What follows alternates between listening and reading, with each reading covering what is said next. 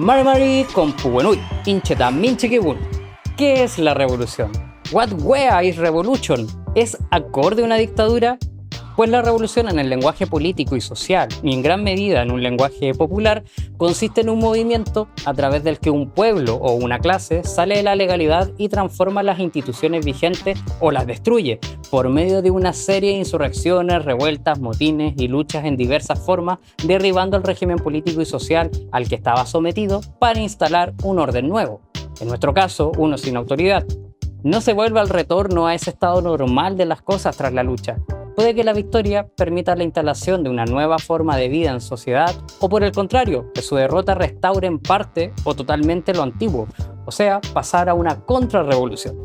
Sabemos que una revolución está desarrollándose cuando se escapa a la legalidad, rompe con el orden y disciplina estatal, la acción de la calle, del campo, de la ciudad contra la ley, la lucha contra el Estado, que es defensor armado del régimen, es la condición esencial de la revolución.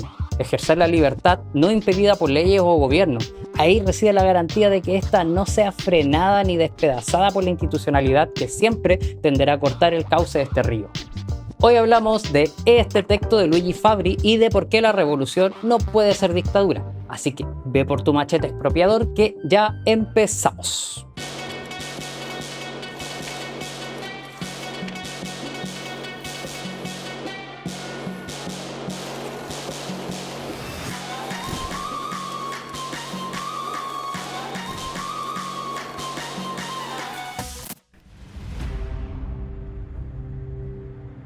Una de las cosas que siempre nos dicen aquellos que abogan por una dictadura, llámese proletaria y decórese con banderas rojas, es que como somos contrarias y contrarios a toda idea de gobierno, obviamente somos adversarios a las ideas de una dictadura, pues sería una expresión aún más autoritaria del poder. Nos dicen que su intención no es que la dictadura sea un fin, sino un medio, que si bien puede ser desagradable, es muy necesario, y nos pondrán en la situación de que es comparable con el uso de la violencia atribuida a las y los anarquistas. O sea, la violencia tampoco es un fin en sí mismo, sino un medio necesario, aunque desagradable, para vencer las resistencias burguesas. Pero hay que decir que una cosa es la violencia y otra muy distinta es la autoridad gubernamental. Me explico. Obvio que todas las autoridades gubernamentales se basan en la violencia, pero es inexacto decir que toda violencia es un acto de autoridad.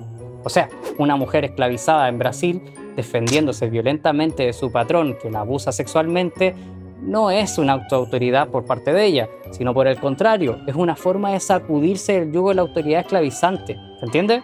La violencia va a asumir el carácter según el objetivo que tenga quien la ejerce. Por ejemplo, es un acto autoritario cuando es usada para imponer una conducta para satisfacer a quienes mandan, y por el contrario, cuando se usa como un acto de liberación por parte de quienes ya no quieren ser sometidas contra quienes mandan usando la violencia, ahí sería una violencia libertaria, pues busca impedir o destruir una esclavitud, ya sea individual, colectiva, económica o política. Bien, esa violencia libertaria sería una acción de la revolución, pero dejará de ser libertaria y revolucionaria cuando tras vencer el viejo poder, esos que ejercen esa violencia quieran convertirse en el nuevo poder, transformándose en gobierno. Y esta transformación desde la violencia libertaria a la violencia autoritaria y contrarrevolucionaria es muy peligrosa. Obviamente va a limitar la victoria insurreccional y la revolución pasa a morderse la cola y comerse a sí misma. En este caso será necesario reaccionar contra esas tendencias autoritarias y liberticidas. Según Luigi Fabri, en este sentido, la función del anarquismo no será la de profetizar un futuro de libertad, sino que prepararlo. Obrar libertariamente ayudaría al acercamiento hacia la anarquía y, por el contrario, recurrir a sistemas autoritarios y, en general, de gobierno, es precisamente aniquilar la libertad. Ahora viene ese que siempre te pregunta, oye, ¿y libertad también para nuestros enemigos? A ver, amiga, siéntate que se enfría el café. Si estos solo fueran enemigos en la teoría, pero están desarmados y les resulta imposible atentar a nuestra libertad y están despojados de todo privilegio y por ende están en igualdad de condiciones con nosotras y nosotros, entonces igual puede ser admisible, digamos que discutible. Pero cuando nosotros tenemos con suerte unos fanzines, un canal de YouTube y un par de editoriales independientes, mientras ellos tienen toda la prensa a su favor, están armados hasta los dientes y son el poder, mientras tú y yo somos súbditos por obligación, Entonces, preocuparse por su libertad para obrar sería como darle las herramientas para matarnos, envueltas así como en un papel celofán y una notita que dice pulse el gatillo y disfrute de mi muerte. Sería perjudicial que la tengan los verdugos mientras no hayamos conquistado completamente nuestra libertad. Libertad que no podemos obtener sin emplearla también como instrumento, dicho sea de paso. Un movimiento que camina hacia una mayor libertad no tiene nada que ver con uno que tiende a la centralización y el poder. Podemos ver que quizás existen algunas treguas, pero ambas fuerzas siempre entrarán en conflicto. Este choque no pasa por una ilusión exclusivamente doctrinaria ni esa mierda, sino porque negamos el poder y pensamos que la revolución sin libertad terminaría en otra nueva tiranía, que el gobierno por el hecho en sí mismo de ser gobierno obviamente va a frenar cualquier movimiento emancipatorio, por lo que es necesario impedir la formación de todo gobierno, simplemente. Ay no, pero es que se trata de una dictadura provisoria, necesaria mientras se destruye la burguesía y se la expropia. Pero a ver, cuando se habla de dictadura, obvio que esta siempre se entiende a sí misma como provisoria, incluso en el sentido burgués e histórico. Siempre llegan al poder diciendo que estarán ahí mientras se restablece el orden. Nos dicen que al menos esa es su intención, pero en este caso la intención vale bastante poco, porque se forma un organismo que seguirá su propia naturaleza y sus leyes, que serían la anulación de toda intención contraria a su poder y a su régimen. No existen dictaduras libertarias y depositar una papeleta cada 4 años es la versión adulta de enviarle una carta al viejo Pascuero, a Papá Noel o como le digan en tu país. Según Luigi Fabri, la revolución es más fuerte, más difícil de derrotar cuando no tiene un centro donde pueda ser herida. Cuando está en todas partes y en todo el pueblo, procede libremente a derrocar la autoridad y expropiar a la patronal, que serían los ejes principales para el triunfo real.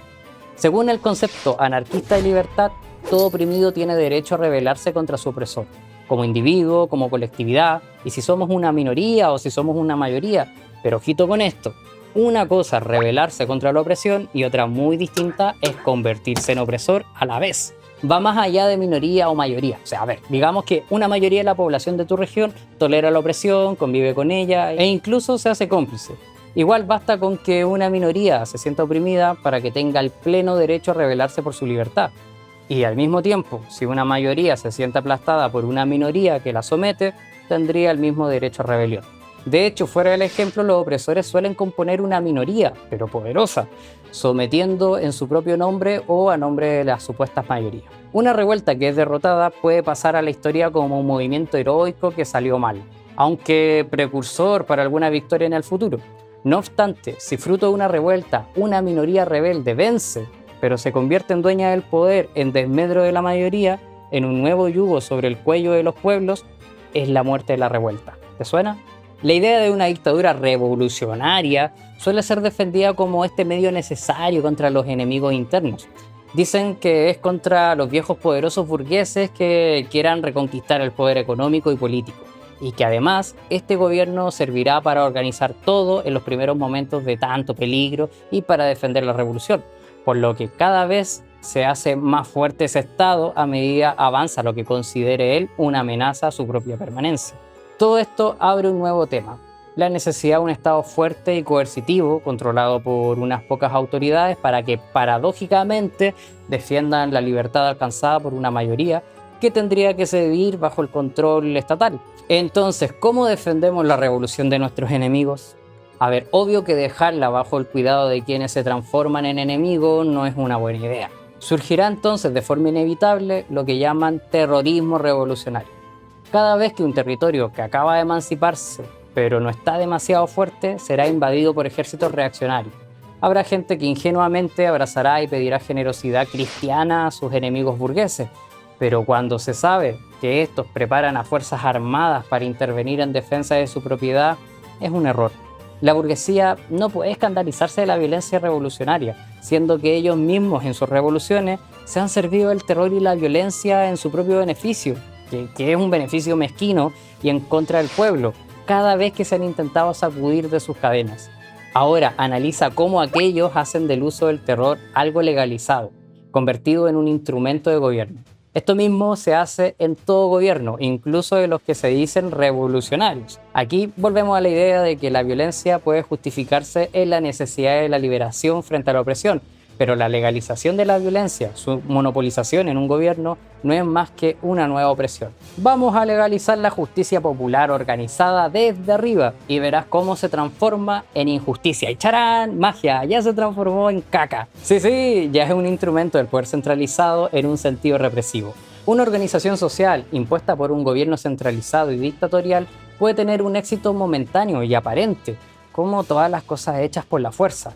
Pero lo normal es que el esfuerzo violento de los dictadores se agote en algún momento y la revuelta, que había sido comprimida y retenida, de pronto vuelva a estallar. Amadeo Bordiga, uno de los fundadores del Partido Comunista Italiano, decía en el periódico Soviet el 5 de octubre del 19: conquistemos con la revolución el gobierno y por medio de los poderes públicos formados de un modo gradual, electoral o insurreccionalmente por los proletarios por un periodo más o menos largo, pero siempre algunos años. Procederemos a la expropiación legal de la burguesía. Continuarán existiendo burgueses no expropiados todavía.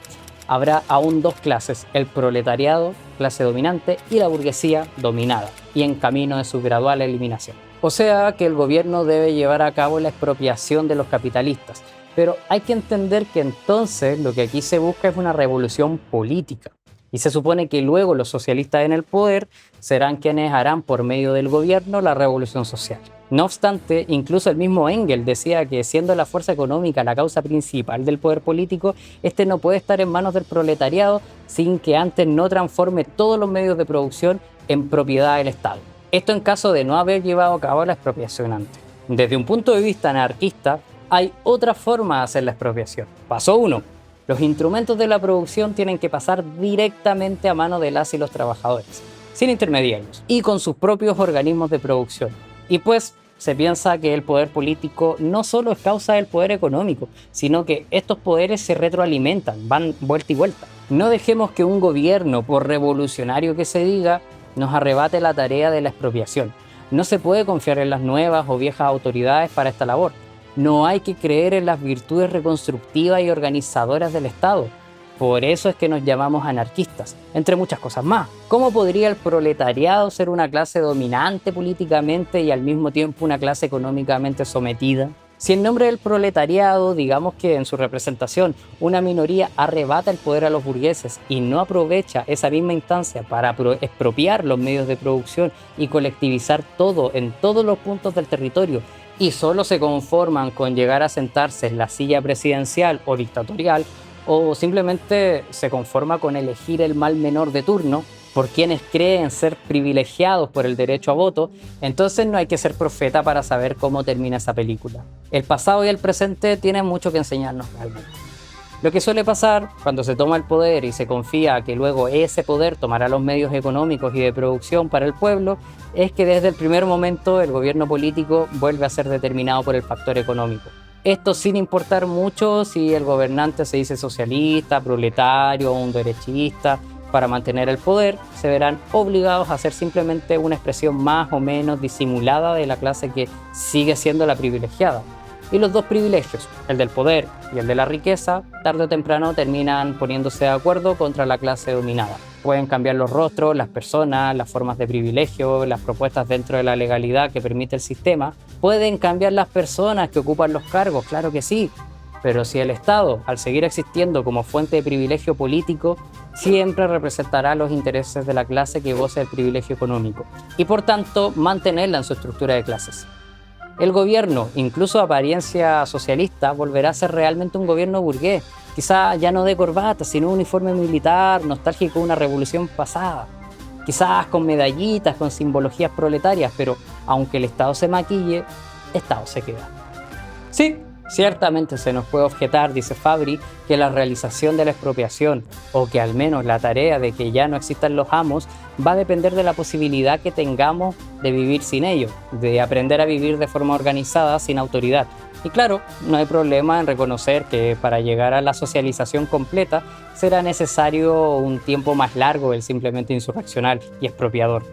lo que no significa que desde el primer momento no se deba organizar de un modo que no nos dejemos explotar ni queramos oprimir para seguir viviendo y satisfacer nuestras necesidades. Para Fabri, una cosa es la expropiación y otra la organización comunista de la sociedad. Entiéndase comunista no como el partido, sino en su sentido originario. La primera sería el acto material con que se destruye el derecho de propiedad. No es que te vayan a quitar tu cepillo de dientes o tu casa, sino que se refiere a la propiedad productiva que está en manos de los burgueses y los capitalistas, o del Estado. Y la segunda sería un acto de reconstrucción, que sería necesario llevar a cabo de forma inmediata y que sería más extenso y complejo que el de la destrucción. O sea, esto es como tirar primero la muralla vieja llena de agujeros para luego construir tu huerta allí. Dice que para todo esto la forma más incompetente sería justamente por medio de un gobierno, por todas las razones que ya mencioné antes. En este sentido, las anarquistas no proponen, obviamente, un modo autoritario ni centralizado de proceder, sino por el contrario, dejar que la revolución se desencadene con el máximo posible de libertad, abriendo camino a todas las iniciativas populares. A esto le añado que lo ideal sería que para ese entonces ya hubiéramos hecho una labor cultural y social que empape el ejercicio libertario a la gente.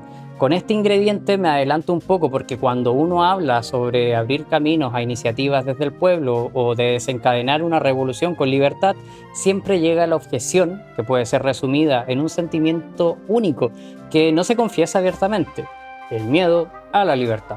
Después de haber exaltado al proletariado con el discurso de la libertad, suele pasar que tan pronto el pueblo toma iniciativas propias, ya los líderes consideran que serían incapaces de administrar por cuenta propia sus intereses y ya buscan el nuevo freno al proceso para coartar el camino a una verdadera emancipación. Todos los inconvenientes observados por los partidarios del Estado o de una dictadura proletaria giran en torno a la incapacidad de la clase obrera para gobernarse por sí misma. No sería capaz de reemplazar a la burguesía en la administración de sus vidas ni de la producción. No podría existir el orden si no hay un gobierno que dicte ese orden.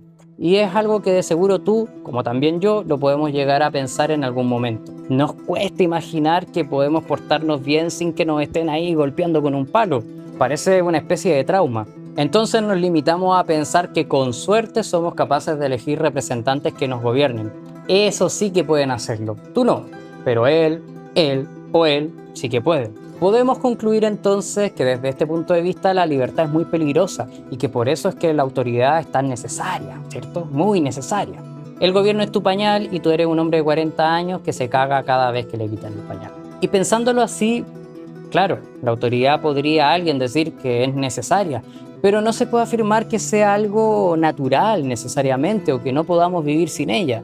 Más bien, lo que pasa es que nos hemos acostumbrado a considerarla indispensable, porque en vez de enseñarnos a gestionarnos por nuestra propia cuenta, en cómo resolver las dificultades de nuestras vidas como sociedad, creen que es más conveniente que después de sacudido nuestro yugo o nuestra opresión, se deba crear inmediatamente un nuevo gobierno que se ocupará de pensar en cómo debe dirigirnos y solucionar esos problemas.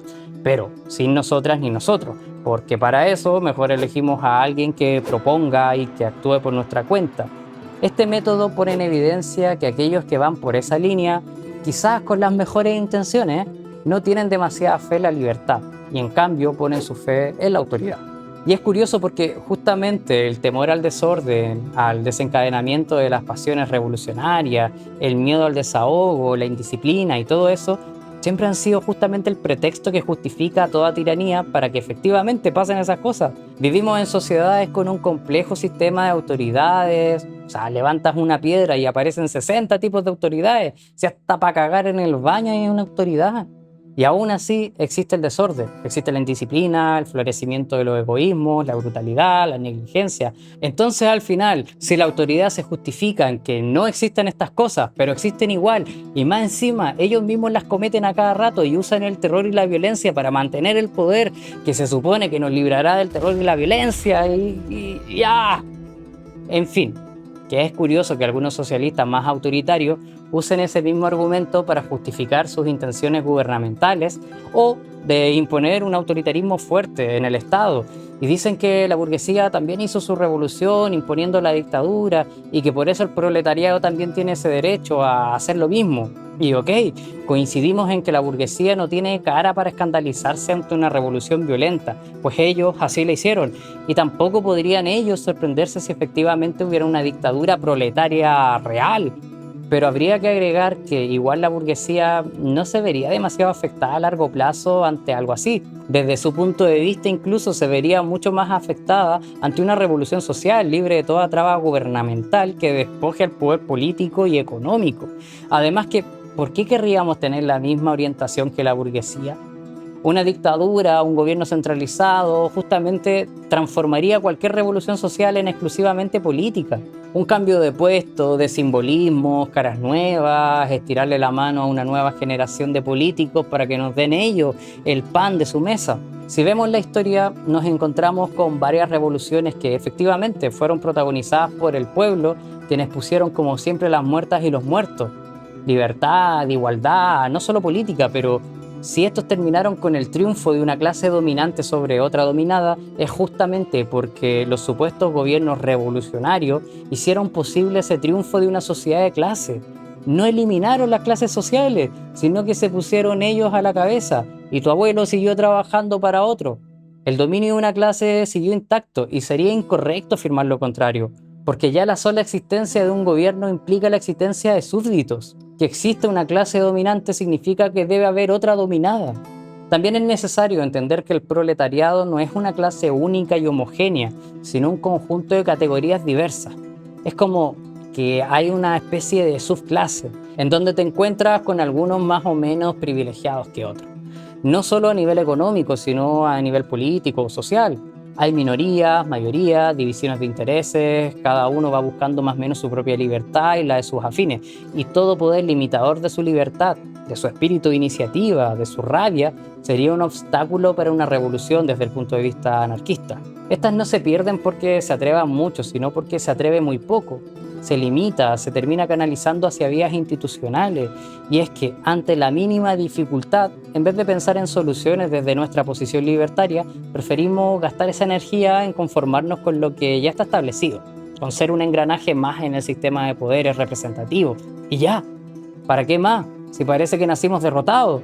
El miedo al caos, al desorden y sus consecuencias es como cuando éramos chicos y teníamos miedo a caernos de la bicicleta o a caminar.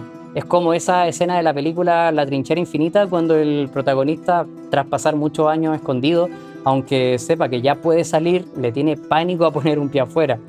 Obvio que ninguna revolución se salvará del desorden, la vorágine, al menos en sus comienzos. No se ha podido evitar ni siquiera en esas revoluciones burguesas de gente muy fina y de peluca, hablando "ulala, mademoiselle". Obvio que no podemos evitarlo en una revolución que sacuda completamente la sociedad desde su base. El problema será decidir qué queremos realmente. ¿Queremos restablecer el orden de las cosas tal como estaban antes? ¿Un nuevo gobierno? ¿O queremos proponer un nuevo tipo de orden nacido desde la iniciativa popular? Un orden que no necesite de la autoridad. Pues amiga y amigo, la anarquía no es escuchar punk un fin de semana mientras cuentas batallitas. La anarquía no es vestirse de negro y poner cara de malote. La anarquía es la máxima expresión del orden. Es un orden sin jerarquía, sin autoridad. Cuando desaparecen los esbirros y el gobierno es inexistente, si bien es obvio que al principio habrá miedo y desastre, veremos cómo el pueblo se verá obligado a asumir por sí mismo la responsabilidad del orden. Naturalmente, no por delegación de terceros, sino por acción directa, sin intermediarios, con las herramientas que se dispongan. En situaciones caóticas de desastres, las vecinas suelen ser las primeras en ayudarse, en intercambiar productos, en recurrir al apoyo mutuo. En los casos excepcionales, que siempre los hay, justamente es por pensar bajo la influencia del sistema violento en el que vivimos, en donde uno debe estar por sobre el otro para poder supuestamente sobrevivir. Nuestra revolución no debe sustituir una élite por otra, sino abolirlas todas. Sí, ya sé lo que estás pensando y no es bueno tampoco caer en un optimismo excesivo y pensar que de forma instantánea la gente se va a hacer anarquista de un día para otro y no va a querer someterte, como si de un día para otro y por obra de magia dejemos de pensar capitalistamente y autoritariamente. Ni siquiera las y los declarados anarquistas quizás seríamos capaces de vivir en cooperación libre. Quizá será difícil sustraerse de los tentáculos de la burguesía y el capitalismo y su influencia política. Por eso es importante el ejercicio revolucionario, una educación para la revuelta ejercida por las ideas de libertad.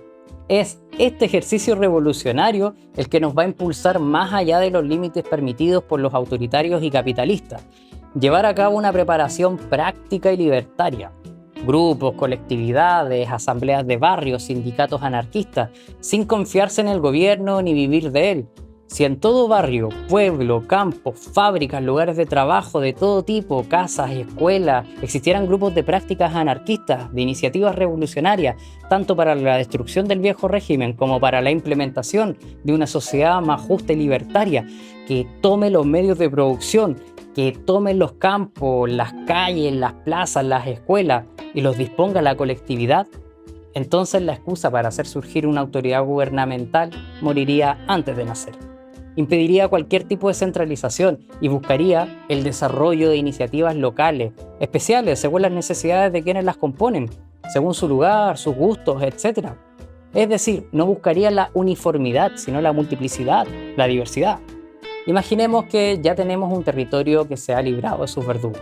La historia nos demuestra que la amenaza militar desde los territorios aún sometidos, contrarios a la libertad, son un hecho inminente. Van a atacar a tu pueblito libre. Admitimos que entonces la revolución hay que defenderla. Entonces la pregunta será, ¿para su defensa concentramos todos los poderes más absolutos en manos de un gobierno dictatorial? Claro, porque ya sabes, en una situación de amenaza de nuestra libertad, mejor que una dictadura o un gobierno de cualquier tipo, pero fuerte y contrario a la libertad, defienda nuestra libertad. ¿Qué puede salir mal? De hecho, así es como lo han hecho siempre y mira la bella libertad de la que gozan. O podemos preguntarnos si es más útil conservar al máximo toda libertad posible, la autonomía a cada organismo y la organización de cada brazo articulado en defensa de su libertad. España en la guerra civil lo intentó. Las columnas anarquistas, las y los obreros liberaron varios territorios en donde se llegó a suprimir el dinero, las iglesias se convirtieron en hospitales, los campos y la producción quedó en manos de las y los trabajadores, se colectivizaron con sus errores y con aciertos, perdieron frente a la uniformalización de las milicias, la implementación de jefe y de la burocracia, las órdenes por parte de Berlín y también las de Moscú para eliminar ese germen y la centralización posterior. Es mucho más difícil derrotar a la acción directa y libre del pueblo multiforme que cortarle la cabeza a un líder y derrotar al movimiento completo. Una defensa anárquica ciertamente es difícil, o al menos se entiende que parezca difícil, pero es una posibilidad que no debería ser rechazada, aun cuando hay tantos contextos en los que pueden resultar de formas diversas. No obstante, sí que es necesario debatir, conversar y tensionar sobre posibles estrategias para defender una hipotética revolución de un modo anarquista, que se puede aplicar a nuestro contexto actual y local, claramente.